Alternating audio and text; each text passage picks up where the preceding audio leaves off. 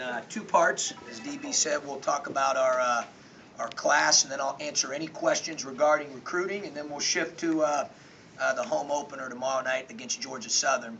You know, obviously, first thing I want to do is welcome formally and officially, although they've been for some time, you know, Jalen Coleman Lands, DJ Williams, Aaron Jordan, and Darius Paul back to the family, the first three to the family officially, and we're excited. You know, I think you know, all four of those guys, I'm sure you guys will ask a ton of questions about each one of them, which is fine, bring different things to the table, but one of the things I like about, you know, certainly all four of those guys, you know, whether it's, you know, Darius and his maturity and experiences that he's been through, you know, I mentioned yesterday his humility and how much he's fought through some things, and I'm really proud of his growth as a person, student, and player. And then the other three, you know, guys that'll be incoming freshmen, you know, they really exemplify, you know, what it means, as we said in the press release yesterday, to be Illini guys, you know, as people, as students, and as players. We've addressed different needs with the four guys, you know, shooting, obviously, with Coleman and Jordan, although I think certainly both guys get labeled as such, but they bring much more to the table, I think, than just that. You know, obviously when you shoot the percentages those two kids have shot, that's the thing that stands out, but I do think they're going to bring other things to our team as well. Obviously DJ Williams' versatility, he is truly a guy that can play about anywhere on the floor with his size and his skill set. His knowledge of the game, his IQ, and then Darius, just the fact, as I mentioned earlier, about the maturation process, but the fact that he's been with us and practiced for a year, and he's, you know, in much better shape now, and I think mentally in a different place, and what he's going to bring as, at that time, he'll be 21 years old, as an older guy to our team and to our front court, especially after losing Egwu at the conclusion of this year. So, you know, we're excited about the class. You know, I think it's, you know, I would put it up against about any class in the country, any league. It doesn't matter. You know, to me, all four of those guys, we certainly like them, and that's the most important thing. You know, that we're excited about them and how they fit into our plans moving forward. So I'll answer any questions that you might have about the class collectively, or about each of the four of them individually. Feel free. Chad, can you talk about how Darius, that situation evolved where you wanted to sign him now in the fall as opposed to... Well, that was the plan the whole time. You know, obviously, you know, he still has some work to do. He's got to complete the year, but I love the progress he's made, as I said earlier, Jeremy, in all three areas, really. He has, you know, really done a great job there. You know, obviously I've been down to see him. As have our staff, and you know, I think he's in a good place right now. He's got to finish strong. You know, he start strong, finish strong, and he's got to finish strong. But you know, that was our plan the entire time. You know, my hope is that he and I have talked about him becoming, you know, certainly the opportunity to become maybe one of the greatest success stories of my career as a coach, and that opportunity that presented itself. Sometimes you got to try to make lemonade out of lemons, and at this juncture, he's certainly done that. So we're very excited about his progress. We had heard that possibly some other schools could get in on Darius if he wavered at all. It could have been a highly sought-after player. How big was that he stayed loyal? Yeah, I don't know anything about that. You know, I just know what we're doing and our interaction with him, and you know, he's been very firm about wanting to be at Illinois. He takes a lot of pride in having the opportunity to play for his state school, and you know, obviously with great support from the family and from Brandon.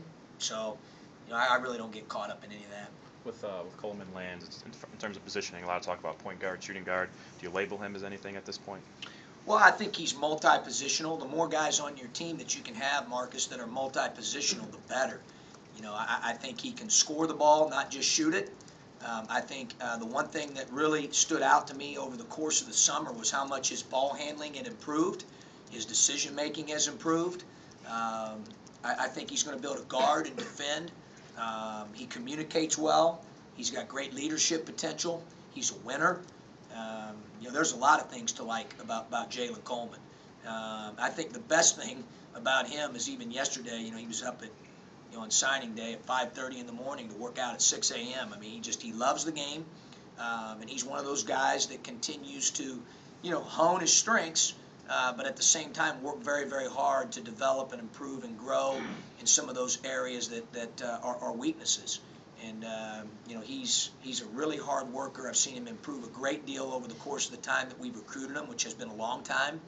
And I see nothing but upside for him. He's going to keep getting better because of how he approaches things. I don't know if you think of this, but you're an Indiana guy. It's been 30 years since Illinois has had an Indiana native on its roster. I mean, that state always brings so much. Why has this been so hard, do you think? Well, I just see that, to be honest with you, Jeremy, as a number. I mean, I can't control that. I've only been here, 2.5 to 3 years. So, for us, it's more about getting the right fit, the right guy.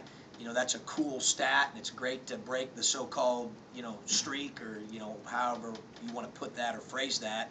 But at the end of the day, the most important thing for me is that he fits what we're looking for on the court. He fits what we're looking for off the court, and, we're glad to have him in our program. Shane Harmon said he's got a way to go on point guard development, but Shane himself played guard in college not too long ago.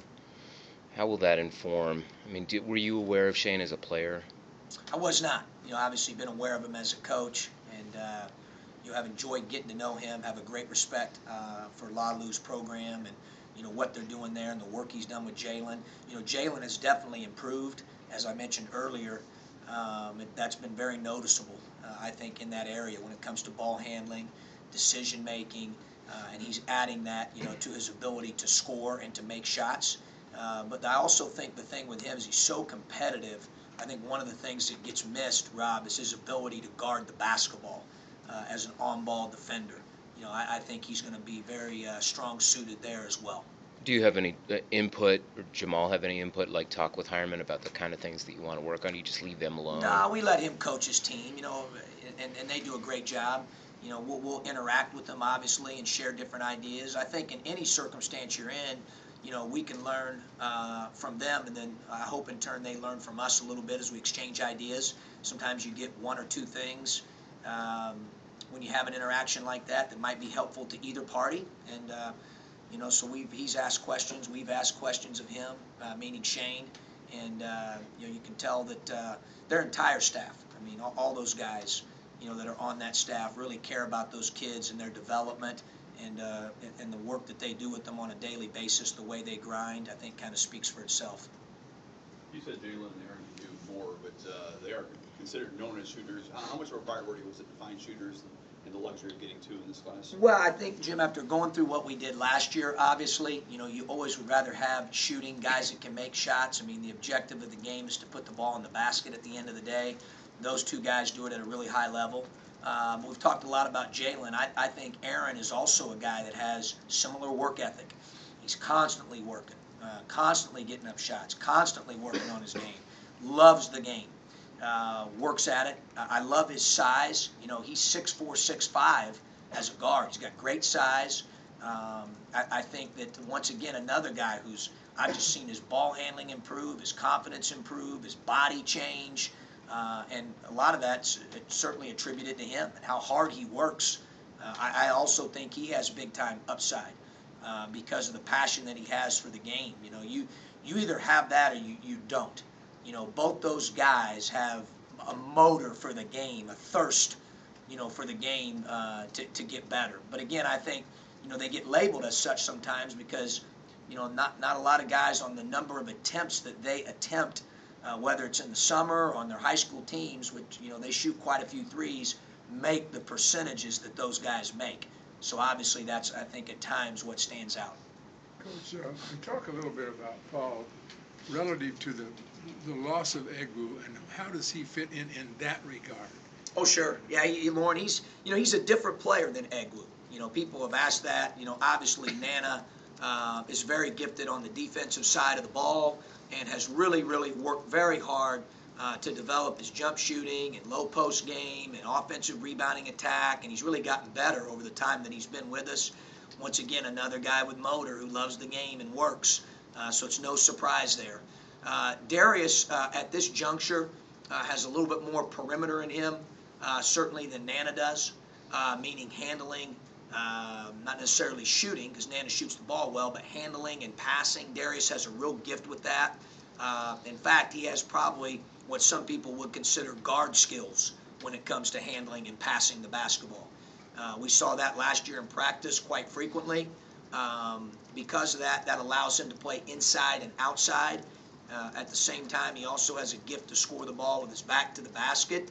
And at this point and juncture, is probably more offensively advanced than defensively advanced. But as he knows from being here, we'll get the defense out of him.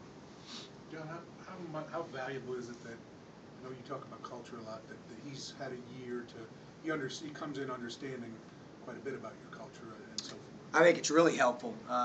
Tup, as I mentioned earlier, just the experiences that he's been through, the different places that he's attended, the different things off the court, that he's dealt with, that's been thrown on his plate, the way he's handled those from the time he left here until right now, I think is really, a tribute to him maturing. I know yesterday he even used the phrase, it's humbled me. I think it's made him appreciate things more. And I think anyone or any kid that's in that situation, that's pretty natural. But I think he's made the most of it. And, that's why we're, awful excited about the progress he's made. Was there ever any point along the way when you had doubts about bringing him back from the very Zero. beginning? Yeah, and he presented you with nothing along the way? Zero. No Nothing. Zero. No possibility to bring him in at the semester break. No, not at this juncture. John, DJ was the first one, and another Simeon guy. It seems like that relationship is established, but how does he fit in with those other guys you've gotten from Simeon? DJ fits in with about anybody. Everybody loves to play with DJ because of how skilled he is, his IQ, his feel for the game. He's a great teammate. He's a winner. He really understands how to play. He has those instincts, handles it, passes it, understands good shot, bad shot, understands the game, watches the game a lot, loves the game. Like, he just has those instincts and intellect. I think that a lot of guys don't have, to be honest with you. He has those things, has a lot of intangibles in addition to his noticeable size and length for the position or positions that he plays. So, obviously I think his greatest gift is his versatility, and he's such a smart player. He sees things and anticipates things very, very well. And obviously, he was the first guy, and he would be the first to tell you. I mean, he also, very similar to what I mentioned about Darius earlier. I mean, he's proud of the fact that he gets to represent his state, and we're excited to have him. You want to talk about a guy that's multi-positional now. I mean, he can play a lot of different places. Matt, you can do a lot of different things with your team because of the versatility and the unique versatility of a player like DJ. Coach, you saw a lot of basketball this summer. Is Jalen the best shooter in the country, in your opinion? I don't know. Him and Jordan, that would be a great contest between the two of them, shooting, different shooting drills and so forth. Both of them can really stick the ball in the basket. Obviously percentages, you look at those. I call it money balling it. If you've ever read the book by Michael Lewis, and you money ball it, you look at those two guys, and their percentages are, off the charts. Obviously Jalen was the leading three-point shooter in a very challenging EYBL, environment, tournament, teams, weekends. He showed it over the course of a very long period of time there, his ability to make shots, but he's always done that. I mean, that's not a surprise. But I think both those guys are terrific shooters. John, in this day and age where, you have ESPNU with all these recruits making their announcements, doing big things like that, it seems like all your guys kind of do it quietly. Can we look into anything like that with the culture? No, I mean, I just think, obviously those kids had already made their decisions prior to yesterday. I do think that, those three guys are substance guys, if that's what you're alluding to. I think there's no question about that. I think those guys are excited to be here. I think they're coming for the right reasons. They want to be at Illinois. They want to be a part of what we're building and where we're going. They want to be a part of the school. They want to walk on this campus. They understand the power of the degree from here. I think all those things, really are a tribute to, their character, but also a tribute to, their parents, and or relatives and guardians and coaches, and, all of them have great backgrounds, which is, I think going to serve them well, Jeremy, as they make the transition from high school to college. Did anything surprise you this recruiting season? Anything that, like, somebody that didn't come, somebody that did, that Nothing caught you off guard? surprises me anymore, Rob. And I do mean nothing. You talk about Rob Jordan and his involvement with the recruiting process. And Well, how, Rob's obviously an important part of Aaron's life as his father, and Rob and Aaron came down quite a bit. DJ was here quite a bit. Jalen's already been here a couple times. Those guys love coming down, coming here to campus. Rob is, got a lot of energy. I can relate and connect with Rob's energy, and loves his son and is really, as Romelda does as well. His sister Ariel. They got a great family. So we're very excited to officially have them join us. Obviously, for some time they've been, unofficially until signing day, already a big part of our family. have you ever had a parent so involved in the recruiting process for, like, other recruits? Oh, sure. Yeah, I think that's, I think that's fairly normal these days. He's certainly not the only one. Anything else on recruiting? Okay, Georgia Southern. Obviously we're excited about the home opener tomorrow night. I think our guys would tell you they're ready to play games. Obviously we had a chance to scrimmage and then had a chance to play the exhibition game last Friday night. We're excited. They pose some interesting challenges this early from the standpoint that they've played three-quarter court pressure, they've played full court pressure. They've played zone, they've played man. So our ability early in the year to have an opportunity to play someone when we have to recognize changing defenses and take care of the basketball, which I thought we did well last Friday night with 7 turnovers against Quincy, will be challenged. And then defensively, the two areas I got on our guys about after Friday night's game was transition defense and guarding the basketball better. And I think they're pretty good at those two things. They're really good. They play a great tempo, fast tempo. Their guard play is excellent. So those guys can make plays, whether in space or off of pick and rolls. And we're going to be challenged with that. So, I think it's a good test for us. But more than anything, the biggest thing we've talked about since last Friday was getting our defensive identity back a little bit. I didn't think we defended very well on Friday night. I do like the way that for this early in the year we've executed offensively, and I think in particular I like the fact that our guys are sharing the ball. I think our shot selection's been very good for the most part, and our guys are really playing well together on that end of the floor. But we've got to defend better than we did on Friday night. Questions? None. None's full go. Obviously we've got 6 games coming up in 15 days. So that's a lot starting tomorrow night. So, we'll see how his body responds to that. I think the encouraging thing now, Lauren, is we're good to go with the knee.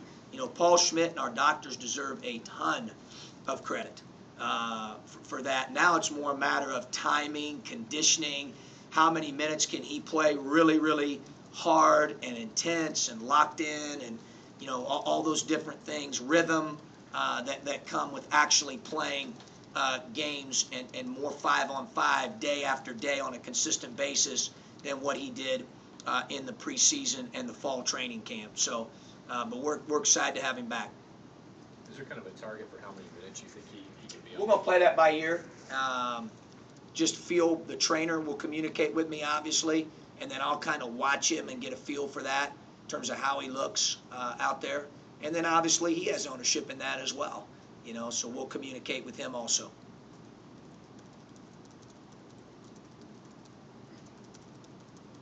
You made a decision on Michael Finke, and is he going to play this? Not at this juncture on him or anyone else at this juncture. We're, as I said, we always evaluate all the way through the preseason. My general rule, as I've shared with you guys, if I feel like a guy has a chance to play in every single game and play 8 to 10 minutes a night as a part of the normal rotation, and he's a freshman, then that's usually the direction that we go, is to keep them eligible to play. We're still, obviously Michael played in both the scrimmage and the exhibition game and did some good things. I think his career future is very, very, very bright. He's already gotten stronger. As I joked earlier, I couldn't control the fact he did grow 2 to 2.5 inches, but that was a nice, Christmas present for all of us. He's gained a lot of weight. He's worked very hard on skill level things. I think he's becoming more and more comfortable inside of our system. I think his future is very, very bright. There's been a lot of attention on the newer guys and some of the younger guys, getting better. But what about Ray? What have you seen from him in terms of where he was last year at this point and where he is now? Yeah, I think the biggest thing with Ray that I'm most proud of is his development as a person and student. He's been terrific in those two areas. He's worked very hard, Marcus, to become a really good shooter, and that's been a noticeable improvement area.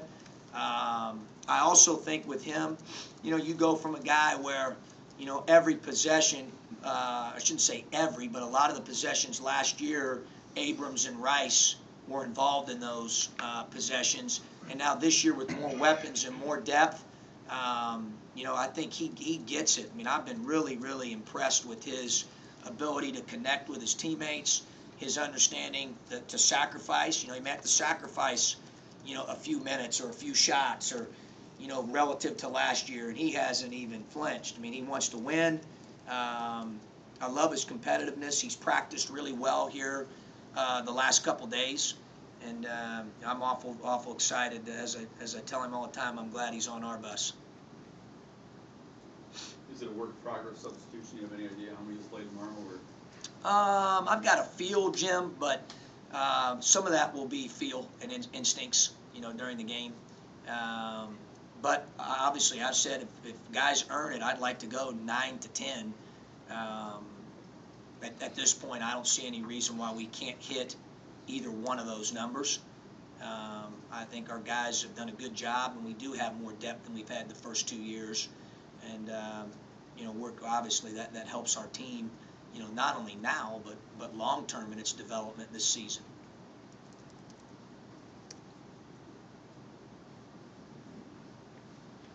You talked about your team being unselfish for basketball. You've seen that throughout practices too. I mean, Oh, without question. I commended them when we went to the half the other night. I think it was, I may be off on this, so get DB, but I think we had 15 field goals and 9 or 10 of them were assisted. I may be off 1 or 2 on that, but something like that, where the high bulk of the shots were assisted. Obviously it helps when you're a better shooting team like we are this year, Jim. It's easier to get assists. You don't have to create offense off the dribble all the time, although certainly we have some guys that can do that. But I thought the ball has moved well. The ball has had good energy, and when we pass it like that, I think it makes you so much better offensively. And obviously we did a pretty good job taking care of the ball with 7. If you told me we were going to turn it over 7 times a night, I'd take that right now. So I thought that was really encouraging. Coach, talk about the ball pressure they bring tomorrow night. It'd be a good test for Ahmad. Just talk about his progression and getting more comfortable in the offense. Yeah, the biggest thing with Ahmad is he's becoming more and more vocal. It certainly helps that the big fella, that Nana has really tried to urge him to do that. I think certainly Ahmad's very coachable and teachable, and he's smart. But when you have a peer really encouraging you to do that, someone with the credibility of Nana, I think that's also helped bring that out in Ahmad. So Nana deserves a lot of credit for that. I know Tracy talks to Ahmad as well about that, and there's been a noticeable difference there. His presence with his communication, I think, is the biggest thing, Derek, in terms of his improvement. But obviously, offensively, he's done what he done. The other night he didn't shoot it very well. He had great looks. I mean, great looks. you know, he's going to make a few of those. You know, so that I'm not worried about that. My biggest thing with him is holding him accountable on the defensive end, as we do every player on our roster, to defending and rebounding. And I think he was a little bit disappointed with his defensive grade out last Friday night. I know he's met with his position coach, Jamal Walker, a couple times and trying to improve in that area. I think obviously the more committed he is in that area, the offensive end's going to take care of itself because he's very gifted offensively. Knows Tracy's one of your captains. He's going to travel with you guys. Oh, sure. Yeah, Trace is a huge part of who we are. You know, he's, you know, the hardest thing when you're out like him, Marcus, and you're doing rehab and different things to bring the knee back, you know, is being connected. But I've tried to do the best I can to put him in situations where he remains connected to our team. He obviously has a very valuable voice. He knows me well. He knows our staff well. He knows the system well. You know, he and Nana and Ahmad were voted captains by those guys for a reason. I think he has a certain respect level from his teammates because of who he is as a person, student, and player. And he has a gift to communicate and be vocal, so we certainly want to tap into that. You know, I've really challenged him to try to look at it this year through the eyes of a coach, a little bit different perspective than a player. I think in the end that will make him a better player and more prepared for next season when he comes back. Is this the first time, John, when you travel, you won't have to leave anybody behind?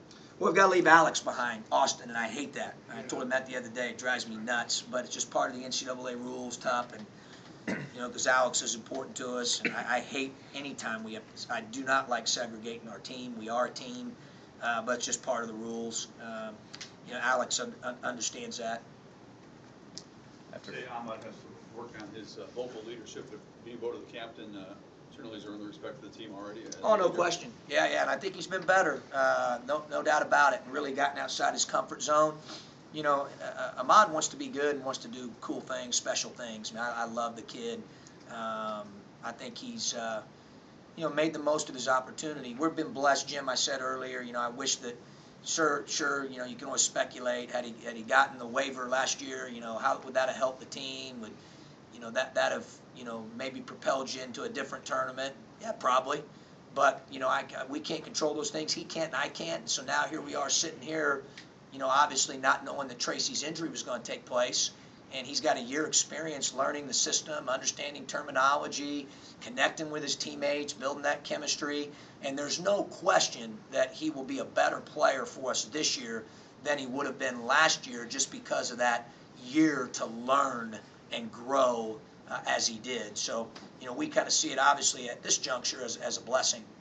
Was what LeBron did the other night, what you guys have been seeing all throughout, or was that kind of a little bit better than what he's been showing? No, I mean, the emotion and the motor and the passion he plays with, that's the same every day. Obviously, he has great touch and he has a gift on the glass. I mean, he's a load on the backboard. I mean, he's been that way every day, and obviously took full advantage of some opportunities that he had the other night. And I thought he did some good things and played well. You know, things statistically will show up like points and field goal percentage and rebounds, Marcus. But the thing that he's done a better job of here lately is learning our defensive system and the intricacies of that. And as soon as he picks those things up, as Nana has said, I think a couple different times, I really think the sky's the limit for him. Before we wrap up, anything from the phone lines for Coach? Thank you. Okay, thanks, guys.